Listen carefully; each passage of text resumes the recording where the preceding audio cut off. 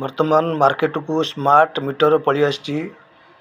ଯେଉଁମାନେ ନୂଆ ଷ୍ଟୁଡେଣ୍ଟ ସେମାନେ ଚାହିଁଲେ ଗୋଟେ ରେଞ୍ଜରେ କନେକ୍ଟର କଣ୍ଟିନ୍ୟୁଟି ମାପିପାରିବେ, ପ୍ଲସ୍ ଆପଣଙ୍କର ଏସି ସପ୍ଲାଏ ମାପିପାରିବେ, ପ୍ଲସ୍ ଗୋଟେ ରେଞ୍ଜରେ ଡିସି ମଧ୍ୟ ମାପିପାରିବେ।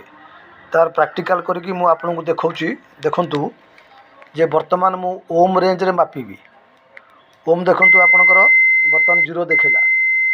ବର୍ତ୍ତମାନ ସେମ୍ ଜିନିଷ ଯଦି ମୁଁ ଏସି ମାପୁଛି ତାହେଲେ ଦେଖନ୍ତୁ ଏସିରେ ଦେଖାଉଛି 230, ଏସିରେ ଦେଖାଉଛି 230 ଡାଇରେକ୍ଟ। ଯେଉଁଠି ଆମର ଥିଲା କନେକ୍ଟର କଣ୍ଟିନ୍ୟୁଟି ସେଠି ମଧ୍ୟ 232 ଦେଖାଉଛି। ଯଦି ଆମେ ଏଇ ରେଞ୍ଜରେ ଆମେ ତାକୁ ଭୋଲ୍ଟେଜ୍ ମାପିବା ତାହେଲେ ମଧ୍ୟ ଏଇଟା 9 ଭୋଲ୍ଟ ଦେଖାଇବ। ଗୋଟେ ବ୍ୟାଟେରୀ ମଧ୍ୟ ମାପିକି ଦେଖିପାରିବା ଆମେ।